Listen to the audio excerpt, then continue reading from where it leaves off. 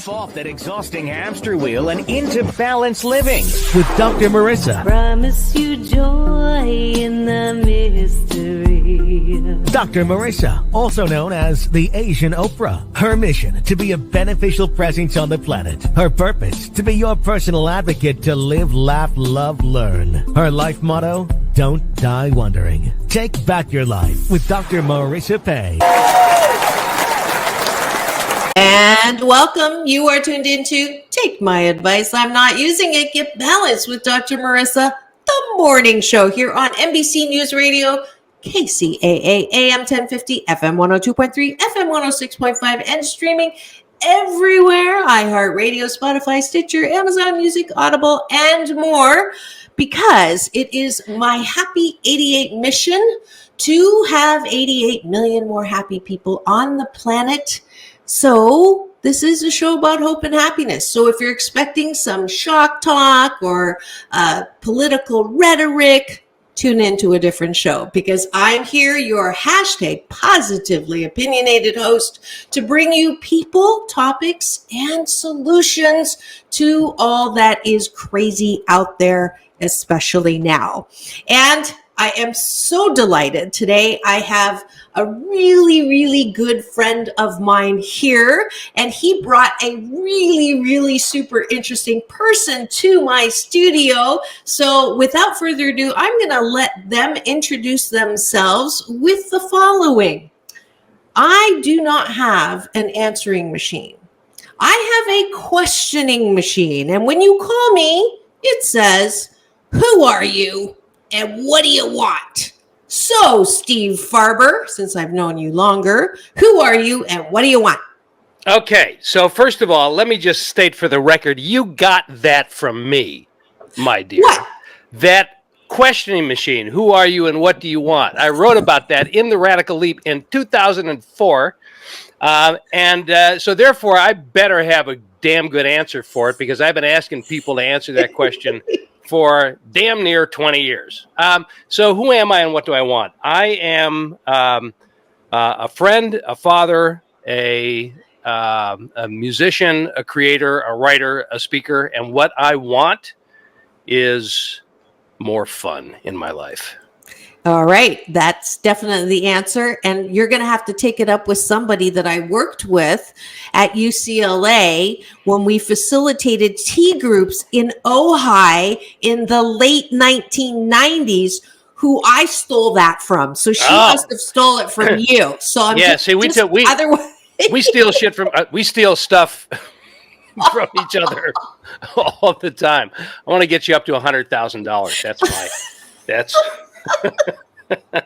But anyway, thank you for having us, Marissa. Of course, Steve. And who did you bring to the studio? So this is JJ French. JJ, take it away, man. Who are you and what do you want? My name is JJ French, among many other names, depending on which part of the witness protection program I choose to be in. And I'm the guitar player, founder of Twisted Sister, and a father of a 28-year-old daughter who's about to have her second kid, which is really kind of cool. And survivor of many things, rock and roll being one of them. The rock and roll experience and Twisted Sister, which is, kind of legendary. And what do I want? I want people listening to buy every piece of product that I've ever been involved with in multiple numbers, whether it's CDs, cassettes, whether it's posters, T-shirts, whether it's my book, which I just wrote with Steve Farber, called Twisted Business. But I am out to promote every single piece of product that remotely attached to. That's the goal. That's really my goal in life, because as we all know, in the entertainment business, you're only as big as the stuff that you sell. That's really it. And when you sell more, you become even bigger. And I've been lucky in that I've sold a lot, and that the two songs associated with me, which is We're Not Going to Take It and I Want to Rock, are two of the world's most famous songs. And they're in more TV shows, commercial soundtracks, and any other songs in the history of heavy metal. So I can take credit for that, even though I didn't write them. My singer, who looks like Sarah Jessica Parker dipped in a vat of acid, Dee Snider, who is my really good and collaborator and an amazingly talented guy, maybe the best frontman in the world. But I always associate myself with really quality people. Hence, I'm involved with Steve Farber, who is an amazing writer and an author and speaker and my mentor. And I'm so pleased to have picked the right people. I'm not pleased that I went through 2 horrible divorces because I picked the wrong people. But on the 3rd try, I picked the right one. So, 1 out of 3 ain't bad. Yeah. I want to change my answer. I know he sounds a little more interesting than you do, Steve, for a change, I have to say. But I think quite a bit more. Quite a bit more. And by the way, Doc, the question I ask everybody is, if you could go back in time to any time in the history of the world, where would you go? If you could right now, one time, right now, right now, yeah. Yeah, but my present is a gift, and I unwrap it every day. And I'm the host and interviewer here, so I would appreciate it if you kept your answers to your answers without questions. No, I'm just kidding. I am so excited. I'm sorry that this is only a 50-minute show. I can tell already it's going to go by really fast. But all right, so you answered that very well. And just so you know, I thought your influence was time restricted. And this morning, I do beat reporting for a New York news agency, and they asked me to go on location to cover this Mona Rodriguez shooting downtown LA. And I said, I'm sorry, normally I leave my mornings open to do the beat reporting. I said, but I get to interview Twisted Sister, and you youngins may not know in New York who that is. And they texted right back, we're not gonna take it in big letters. I'm like, okay, never mind. So you have an ageless influence, which you have to be. Did you know that when you were a kid? Like, did you literally say as a kid, I'm going to be a famous rock star, which I think almost every kid wants at some point. Did you actually want that? I did. I think when I saw the Beatles on Ed Sullivan, there's a cliche that when guys did or people did, they said, I want to do that. And as Steve has heard me say many times, if someone had put their hand on my shoulder at that moment and said, okay, Mr. French, you will be, quote, a rock star, and your gold record will come 20 years and 6 months from today, I would have said, hell with that. I'm not waiting around 20 years and 6 months. I mean, the beauty, of course, of the journey is not knowing. But I would say on a much larger thing, I've always kind of looked at my life and I've said there's 3 kinds of people in this world. There's the people who made it happen, the people who watch it happen, and the people who go, what happened? And the vast majority go, what happened? And then this very tiny group watch it happen, and the tiniest bit make it happen. And I swore I was either going to make it or watch it, but I was never going to say what happened. Beautiful, beautiful. And how did your romance with Steve happen? How did you guys find each other? He picked me up at a corner bar. No. Steve, explain how that happened. Yeah, sure. So I started out, it wasn't a corner bar. It was right in the middle of the block, actually. I started out, so just to illustrate JJ's point, I also wanted to be a rock star when I was a kid. So I think I'm in the what happened category, maybe. You've been doing music. You've been doing music, and you've affiliated yourself with a lot of musicians. Steve's a damn good guitar player, by the way. He is, I know. When I first met him, that's how I met him. Yeah. It was in the bar on the other side of the street, and he was on stage called CEO Space International stage, and he was singing. So, anyways, go ahead. We're making it sound like I spend a lot of time in bars, and ironically, I don't drink at all. But anyway, so we met at a business conference called SobCon, which no longer exists, but. So I was there to speak and participate in it, and this was about 12 years ago. And JJ was there because his girlfriend, Sharon, who's now his wife, was to speak on a panel. She worked at Forbes.com at the time. So business conference, about 120 people. They were all people who were... Cheryl Snap Connor? No, Sharon. Not that Cheryl.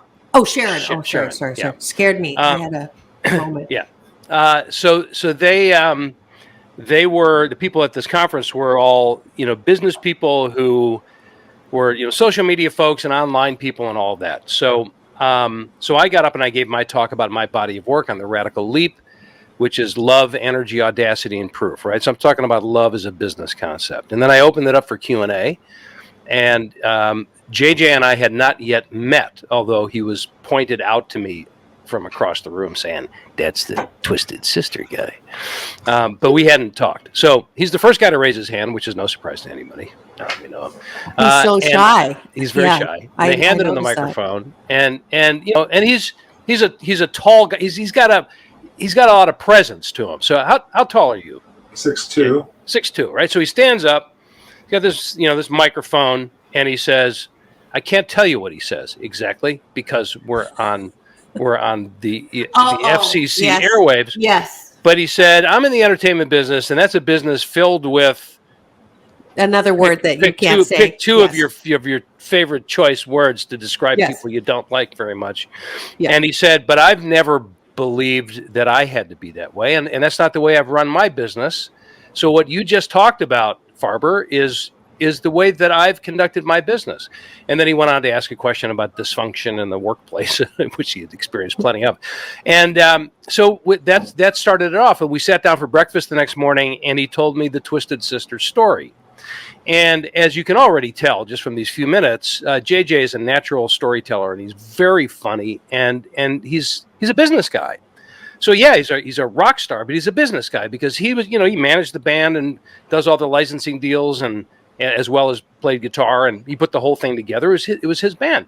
And what really hooked me in was right early on, he said to me, the band that you're familiar with Dee Snider and We're Not Going to Take It and all that. He said that was the 11th version of the band, and we were completely drug and alcohol free because I had come to the conclusion, he said, that there was no place for drugs and alcohol in the business of rock and roll, which I thought was, pretty cool.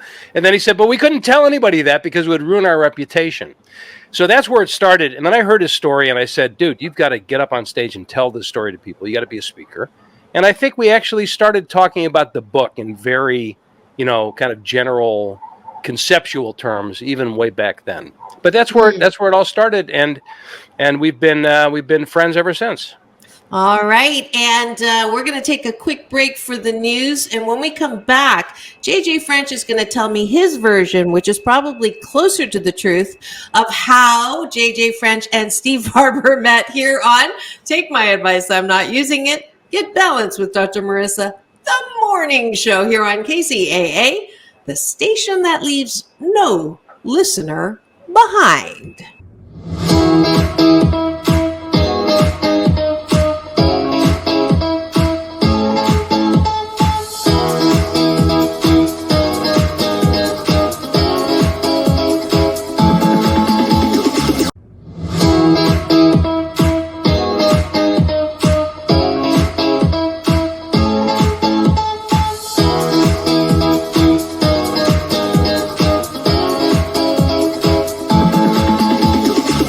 Take back your life with Dr. Marissa Pay.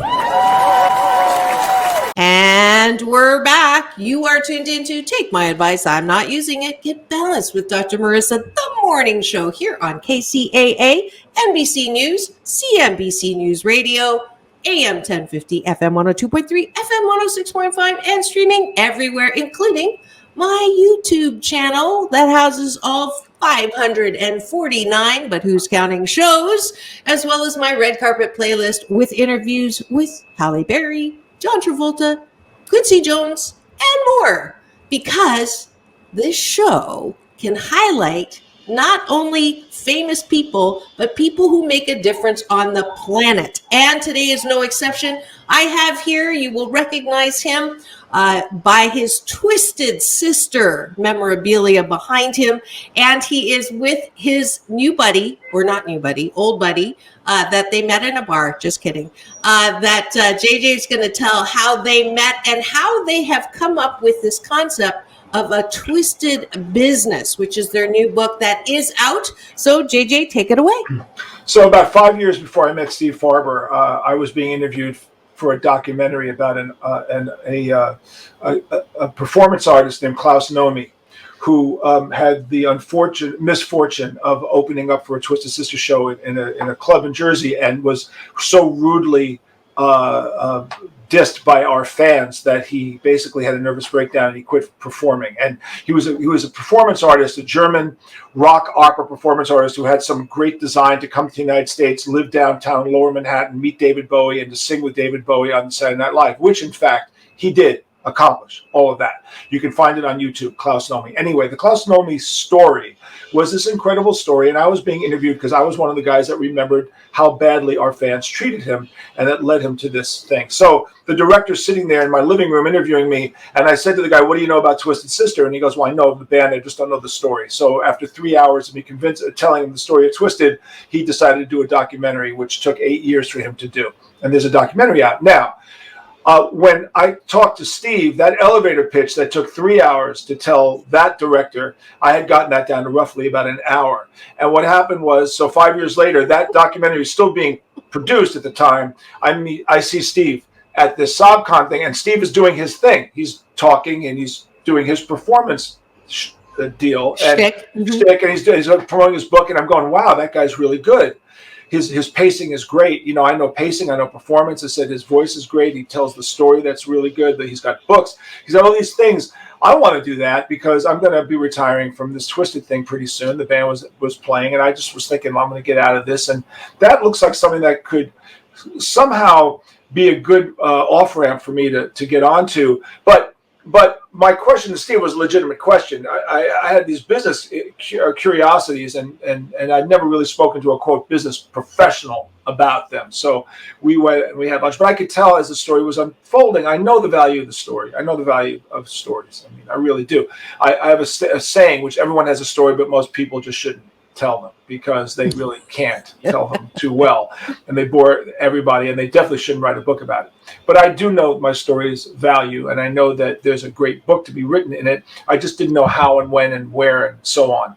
And the relationship with Steve really blossomed from there. And as the relationship blossomed, and Steve pointed me in the right direction in terms of technique and skill of developing motivational speaking techniques and so on and so forth, where I was able to take off on that. The next logical step would be a book, and I had tried to do a book a couple of times, and it was hit and miss because it's a huge story. I mean, frankly, you know, if you talk to me long enough, I could write a 17-volume War and Peace about Twisted, and that's not how the world works. The world kind of needs to get it down to like 240 pages, and you know, if you really want to sell it, you know, and Steve just knows how to do that. So we got, you know, we talked about it. The more we talked about it, the more things started to take shape. And then we got a publisher, and the publisher was excited because Steve has already been a best-selling author, and they pretty much felt that with somebody like that, the story can be more compartmentalized and told in a certain way. And then as that peeled out, as the hours and hours and hours of interviews that we were doing about the history of the band, the whole structure, the whole template for the book started to take shape. And the template was that it was going to be part memoir, part business book. Call it a BizMoir. That was a phrase I coined. I gave it to the publisher. I said, I'm giving you a gift. I'm giving you a promotional gift that no one has ever used. This is now the world's first BizMoir. You have got this gift. I don't care that other books may have been like that. This is the one that's called that. It's a BizMoir. And then the Twisted method of reinvention developed further throughout with all these discussions with Steve. So as the discussions, the interviews continued on, and I did more motivational speaking, I got to understand the pacing and what people were interested in, and it kind of all organically peeled itself out. That's fantastic, and we have sirens to mark that absolute. Welcome to New York. Truth of us. Yes, I have an entourage here. You see, police department is. They are escorting you into this interview. Well, that is so the stories match, and I love the storytelling part of it. I will try to give you credit if I use BizMoir, even though you gave it to the publisher. I told him to use it. I didn't tell him to take credit for it. Let me just be really clear. I said you can use the term, but I own the term. No, but feel free. Every time the word BizMoir comes out, I expect a sale to come out of that. So. Okay. So I've got so many directions I want to go in. So the one interesting thing that I caught was 20 years. You didn't expect it to take 20 years for you to hit what you call that pinnacle. So what kept you from giving up, or what is your advice for people who want to be musicians and are in their 18th year maybe? It's a combination of blind tenacity and blind stupidity, all rolled up into one. And what it is that you have this goal and you want to pursue the goal, and you look for benchmarks along the way to give you the reason why you're going to pursue the goal. Okay, this is just how that works. I call them lily pads. Little lily pads set out on a pond, and the frog has to get to the other side. He's like jumping from lily pad to lily pad, and if you don't have a lily pad, you can't make the jump. And if you have a little lily pad, you may not be able to make a big enough jump. But there should be enough little lily pads. And what happens is when you talk to people, when I talk to musicians and I ask them where they are in their journey, maybe that day all they needed to hear was from me. Maybe that day I was a lily pad for them. Maybe that day I said, "Wow, I heard your demo tape. It sounds really good." That's all they needed that day to get them to another day. So it's with that affirmation, being able to create a business model, which is explained in the book, a business model for the band and a business model in my own head that said, as long as a progression continues kind of like this, I can continue to continue to take the chance. And there were so many points along the way that, it looked like the iceberg was about to melt and a helicopter came down and pulled me off that iceberg just as the thing fell in the ocean. And it kept happening over and over and over again. And as you keep getting rescued, you keep getting more assured that you can continue on this shot. Now, was there ever a point where I really said to myself, yeah, I can't handle it anymore? When I was 29, on my 29th birthday? Yes. On my 29th birthday, I sat down with my manager at the time. I brought somebody in to help me out. And I said to him, if we don't have a record deal by the time I'm 30, it's 9 years in, 10 years is too much to just keep on trying it. I don't think I can handle it. So I can tell you that on the night of my 30th birthday, we did the photo shoot for the first album cover. Wow. So on July 20th, 1981, I gave my manager the ultimatum. On July 20th, 1982 at midnight, we did the back photo for the album cover. However, as Steve knows, that record company went bankrupt 3 months later. And so I was plucked off that lily pad. I was plucked off that melting iceberg for 3 more months, and then was confronted with the biggest challenge yet, which is in the book, and explains how we made the final radical leap, Mr. Farber, and were able and got the deal with Atlantic Records. And then that took us through 5 years of more crazy until 88, in which everything came crumbling down. In a nuclear option, everything was destroyed. My marriage was bad. The band went bankrupt. Me and Dee filed for bankruptcy, lost everything, and I became a stereo salesman. And then how I recovered from that, which is also in the book, is all about why this book about reinvention is so important, especially these days with COVID, with so many people losing their jobs and trying to figure out where their life is going. It's a blueprint. What we successfully did was we created a blueprint for survival, whether it's in business or personal, and it doesn't matter that it's rock and roll. Rock and roll is simply the sexy package that it comes in. It's a sexy package. Yeah. But the truths in the book, the realities of the book, are applicable to any business, any situation, and any personal situation.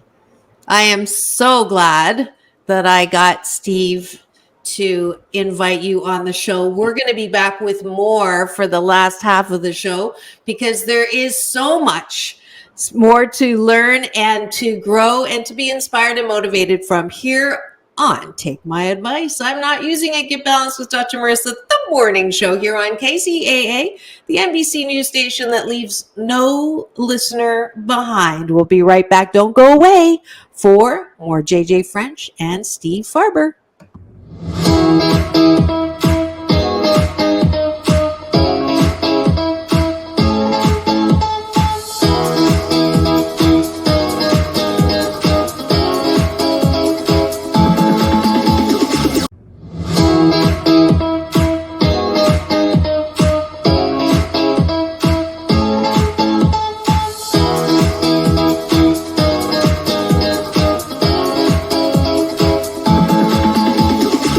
Take back your life with Dr. Marissa Pay. And we're back. You are tuned into Take My Advice. I'm not using it. Get Balance with Dr. Marissa, the morning show here on KCAA, NBC News Channel, AM 1050, FM 102.3, FM 106.5. And just so you know, it is the #1 talk news station in the Inland Empire. And I just found out that I am the #1 talk news show at 8 a.m. in the morning. I should give myself some more. In fact, the only other person that beats me is Bill Handel in Southern California. So only after 3 months in my new promoted role as your morning host, I want to thank you from the bottom of my heart, because I am going to take it. And I am going to continue this fabulous conversation that I'm having with JJ French and Steve Farber, who have a new book out called Twisted Business.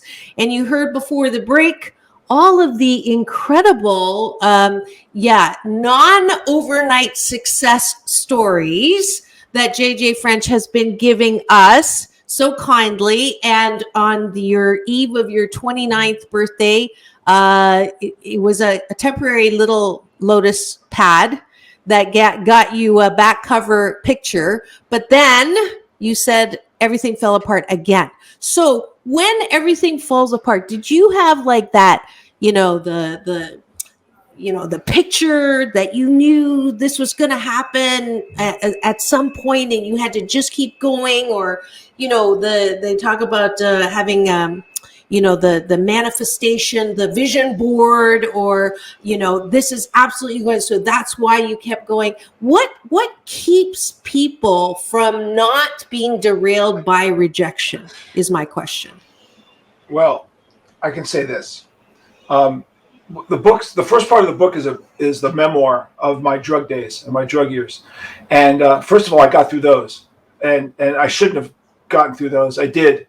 I could have been murdered on a number of occasions, OD'd on many drugs, including heroin. And my best friend and girlfriend were junkies, and the whole scene deteriorated and got ugly and horrible. And I pulled myself out of that one voluntarily. I got out of that one on my own before I was arrested, and before I had a police record, and before I destroyed myself with drugs. So I knew I could do that. But 2 years after I stopped doing drugs, the original version of the band had a gigantic problem.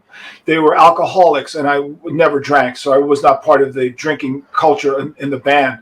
But the singer pulled a loaded gun out on the drummer and threatened to kill him in a bar fight. And when that occurred, a fist fight broke out. The band broke up. My girlfriend at the time, who I was deeply in love with, left me that week, and my mother died that week. And what happened was, the combination of those three events put me in a tailspin, a depression tailspin, in which I contemplated suicide.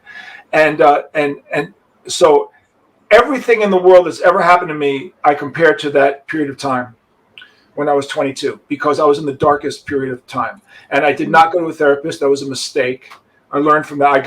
Luckily, I emerged from the depression 9 months later, naturally, and I was very fortunate that I did, because I contemplated suicide. I wrote a song called Can't Stand Still, and the line is, I can't stand still for a minute because there's too many memories in it. I was being crushed by the darkness of this depression. Because I went through that deep, dark depression, I started keeping diaries on the day of my mother's funeral, and I kept those diaries going for 15 years, and those diaries gave me enormous perspective as time went on, that I could get over just about everything, because I got over that. So when the band finally collapsed in '88 and we lost everything and we went bankrupt and the whole thing fell apart, rather than get depressed about it, I was kind of laughing.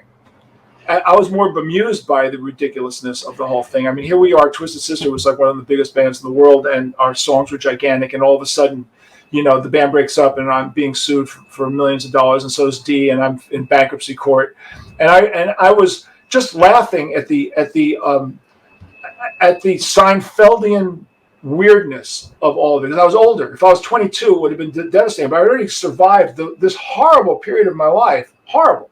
So I had confidence I was going to come back. And I talk about in the book this conversation that I had with my brother in the beginning of the book, in which he says, "How do you run your life? You start off like this, and then and then you go up here, and then it all comes crashing down. And then and a divorce, and then you go up here, and then that band fires you, and you get divorced, and then blah blah blah, and you have 2 heart operations, and you keep coming back. And how do you run your life? And I went, man, that's horrible. When he described it to me, I went, whoa, yeah. Who is that? Who is that guy? And then I said to my brother, well, I'm an entrepreneur. This is the price entrepreneurs pay. We go for big wins, and we have big losses. And I said I was born with asbestos underwear, apparently, and that's what entrepreneurs are. They're people that are born with asbestos underwear, because the amount, the good news is you create your own life. The bad news is you create your own life, and which means you're responsible for that. So when I meet people like Steve who talk to people like this is the culture that he comes from. I'm listening to people who have these stories to tell, these big wins, these big losses, these failures, the cliche about failures, man, it's absolutely true. We had monumental failures, and the ones who survive are the ones that come back from it. And that's just the truth. You either come back from it or you don't, or you die. Yeah. So the thing is, that the story is remarkable for a couple of reasons. It's the context of rock and roll. So, it's sexy. It's really entertaining. It's also remarkable because of the sheer tenacity, which is one of the principles we talk about in the book, the tenacity to come back even after extraordinary success. Right, so you can imagine, we're not going to rock. We're not going to rock. And I want to rock it, and we're not going to rock. We're not going to take it, and I want to rock. We're monster songs, early songs on MTV, which blasted, Twisted Sister into the stratosphere. And after that, they fell apart. Right, and then came back from that again years later. So it's all very. It brings into sharp relief what all of us experience to some degree or another, just by virtue of being human.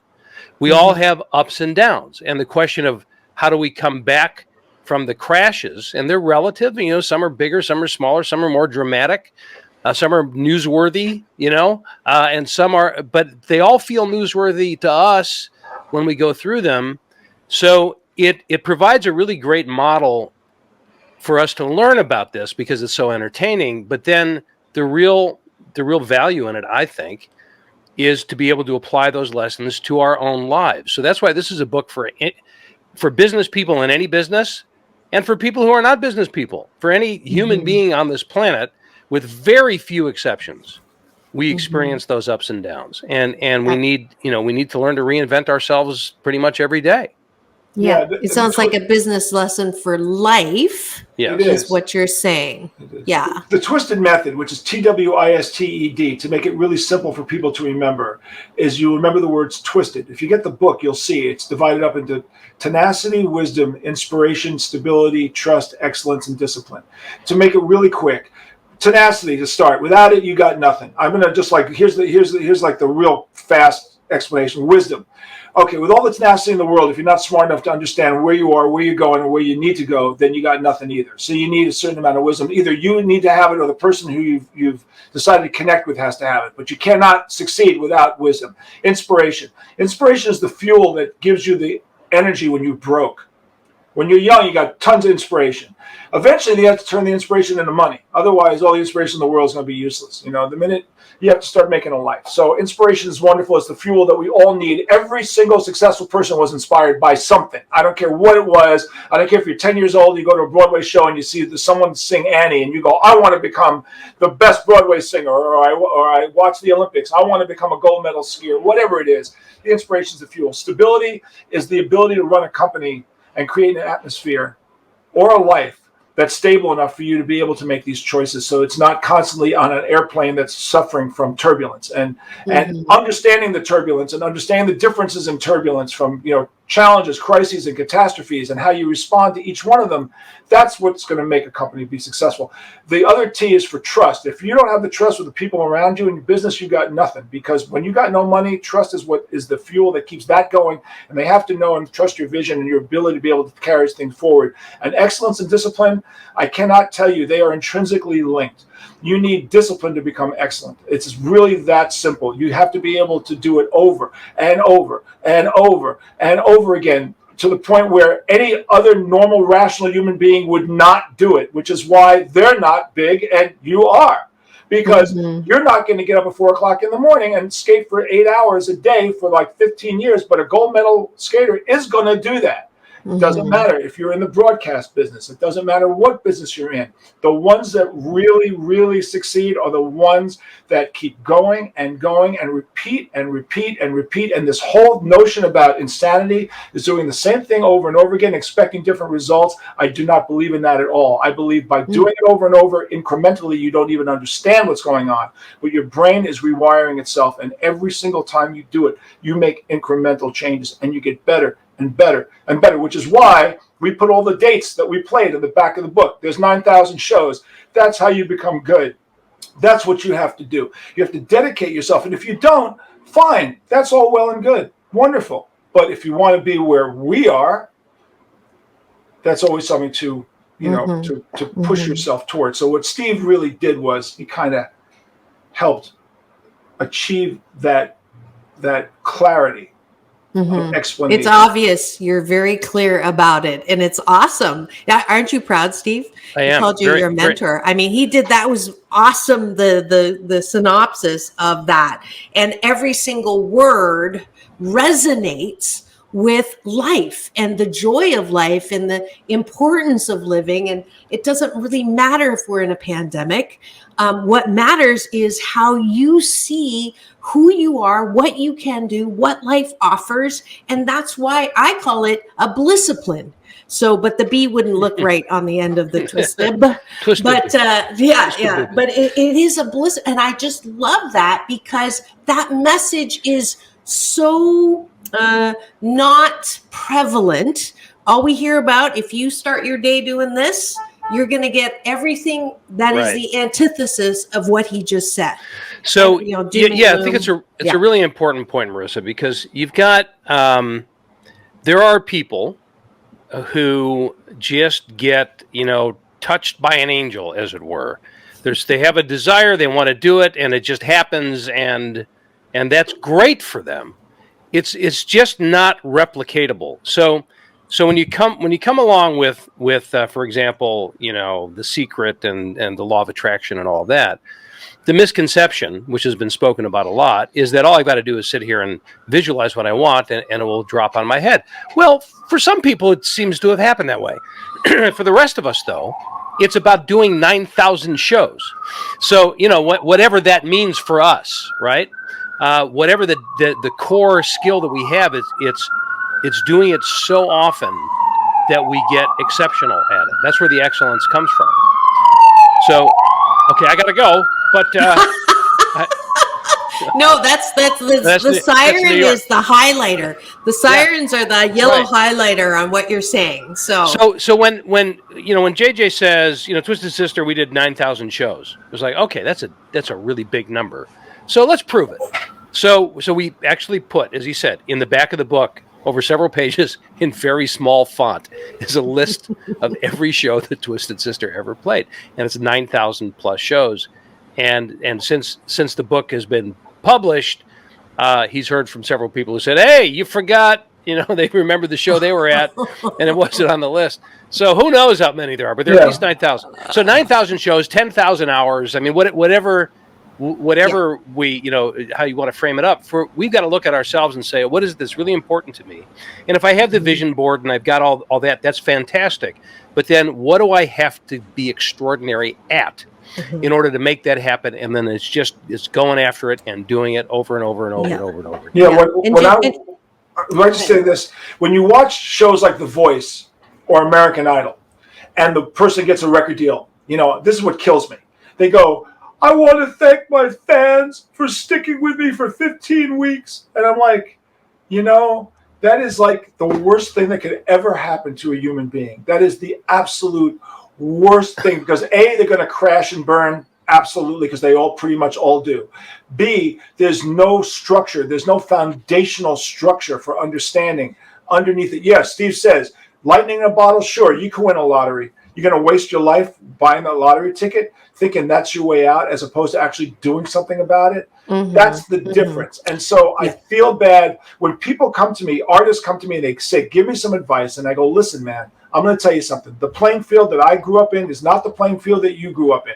We grew up in different times. I grew up when Nixon was president when I started. Gas was 23 cents a gallon when I started. House rental was $300 a month when I started. Truck rental was $25 a week when I started. And the $150 we got paid a night could easily cover that, $900 a week to $1,000 a week. The minute you started making more money, you could do it.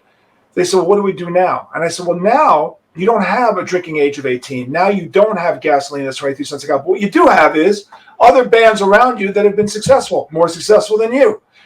Before you're the Beatles, you got to be better than the band next door. So target the people right around you. Say, why are they doing better than me? Is it their social media? Whatever it is, copy what they're doing. And then slowly build, because it's a slow incremental build to become successful. But you look around, look at your playing field. When 20-year-olds ask me this, I go, man, if you're asking me this question, you're in the wrong business. I never asked anybody. I knew it. I instinctively knew what I needed to do. And if you have to ask, sometimes I wonder if you're even built for it, because the guys who do it don't really. They kind of just know. There's something about it. But again, fine. You want to ask somebody, when a band comes to me and says, come and see my band, and I ask them how many shows they play, and they said 50 over 2 years. And I go, when you get to 500, let me know. And they said, man, that'll never happen. I said, well, there's a good chance I'm never going to come and see your band. We look at Twisted, we did 500 performances in the first month that we were together. 120 a week, 4 weeks, 5 shows a night, 6 nights a week. In the first 3 years, 4,800 shows. That's how you get good. Yeah, and that does speak to the tenacity as well as the discipline, which it struck me when you were first talking. You call yourself an entrepreneur. You talk about this as a business, which is very unusual for rock stars and musicians, because people don't see the inextricable link between your talent and the business side. I do a workshop called Be the Best That You Can Be, and broadcast it. You can be the most talented person in the world, but if you don't look at your gift and talent as a business and all of the things that have to go with it, you're going to be singing in the shower. Well, not only that, not only do they not see the inextricable link, they don't like it. Because I'm an artist, man. I'm not a business person. I'm an artist. And that's great. Be an artist. But if you want to be an artist that creates something that pays the mortgage, then the business is part of it. And they're not mutually exclusive. It's called the music business. Music business. 50-50. Dee Snider is a brilliant creator, a brilliant songwriter, a brilliant singer. He left the business to me. I left the creative stuff to him. That is also wisdom, understanding who does what, who brings what to the table, and also sublimating my ego for D, because he's a lead singer and they have enormous egos. And so there's a line in the book that Ahmet Ertegun said to me, which may be attributable to another person, but I absolutely believe it. He says, success is easier if you don't mind who gets the credit. You need to understand these things. And if your ego is too big and you'll be stuck in your basement being a basement Mozart, which is playing all day long like your riffs and making no money whatsoever. So It's a pragmatic view of business. Now, when I signed up for it when I was 20, I did not have any idea what I signed up for. I was simply the guitar player in Twisted Sister. I did not know what the future would bring. I did not know all of the crap that we were going to be confronted with. That was a learning experience. And by learning, digesting, and the beauty of the book here is that what we do with the book is, as opposed to hypotheticals, we say, here's something that happened to the band. Here's JJ's analysis of what happened to the band. Here's was a solution to the problem, and this was the end result of that solution. And it's taking you through these steps, and these steps are universal to every situation, every problem you have. So we hope that is used as a guidepost. Absolutely. How do you get the book? Everywhere? Amazon? I know you're doing book signings, which is kind of cool. Yeah, You I got have any book coming signings up? coming up on the Northeast. In the Northeast, in November, I'll be in Massachusetts, New Bedford, Massachusetts. I'll be in Long Island. I'll be in New York City, signing on the 4th, 5th, 6th, and 7th. You can get this information on jjfrench.com, for example, and on my Facebook, Twitter, and everything else. If you're in the Northeast, I will be signing books in the Northeast. But Amazon is generally The where place to everybody get goes it. for everything, including future wives. I guess I don't know. No, So the book is no.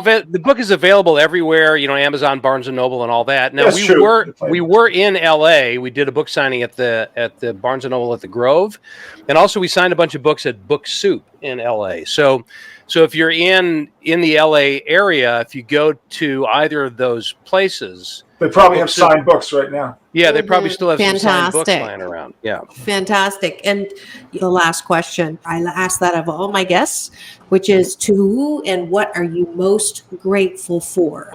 I am really deeply grateful to my mentors. I was blessed with some professional mentors early in the formative years of my career, specifically Tom Peters of In Search of Excellence fame, Jim Kouzes of the Leadership Challenge fame, and the late, great Terry Pierce, who wrote a book called Leading Out Loud. And it was their wisdom that poured into me when I was first involved in this field of leadership development, which I've been doing now for 30 years. So I'm grateful for those specific people, and I'm grateful for anybody who is generous enough to share their wisdom with others. Wonderful. JJ? To my parents, who brought me up to respect everybody equally,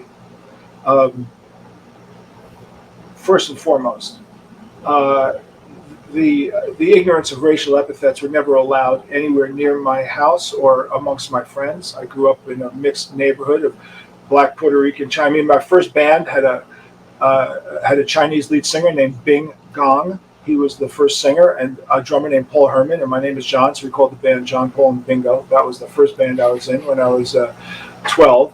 But no, I love the fact I grew up in my neighborhood. I love the fact that my parents were so brilliant, and my mother was a brilliant woman. And my mother's brilliance as a political consultant helped mold me. But she gave me this piece of advice on her deathbed, which I regard as some of the greatest advice I ever got, which was, I said to her, when you die, how am I going to know who to vote for? Because I've been following her, she was a very progressive left-wing Democrat. And she said, listen to me. Wars come and go, economy goes up and down.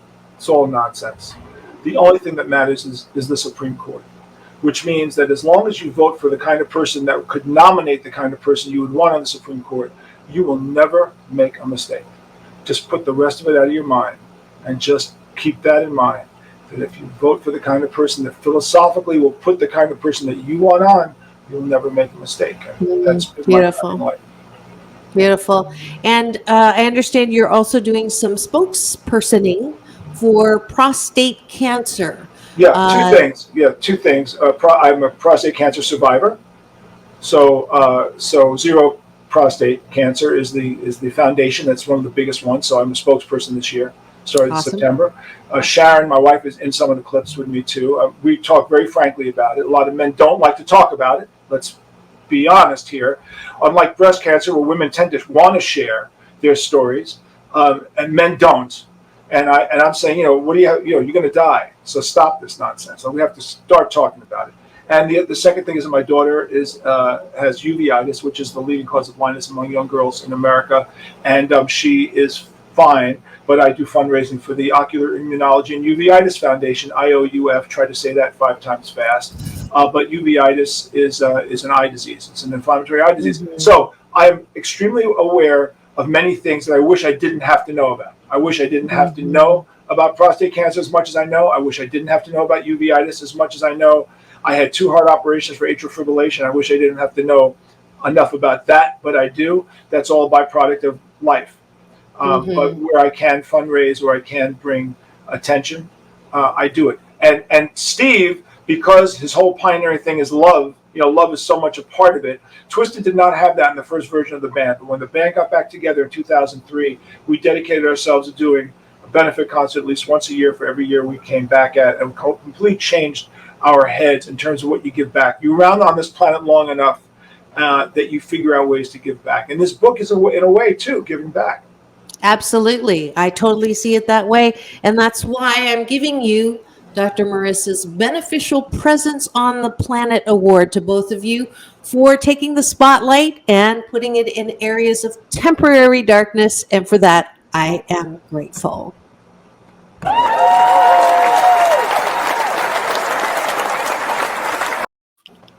And that is it for another very scintillating version of Take My Advice, I'm Not Using It, Get Balanced with Dr. Marissa, the morning show. Thank you so much, JJ French, Steve Farber, for coming to my virtual loving room studio here during the pandemic. I do appreciate all of the words. Go pick up their book, Twisted Business. Follow Jay. Go to the organizations that he is giving awareness to. If you use Amazon to buy their book, I will do a little commercial for my nonprofit called 8 Ways to Happiness that helps kids, teens, and young adults who have temporarily forgotten their birthright to happiness. Just use Smile Amazon before you buy their book. This is Dr. Marissa reporting live, reminding you, and if you guys can do this with me, I promise it's not violating peace in, peace out, world peace through inner peace. This is Dr. Marissa telling you to have the best day ever.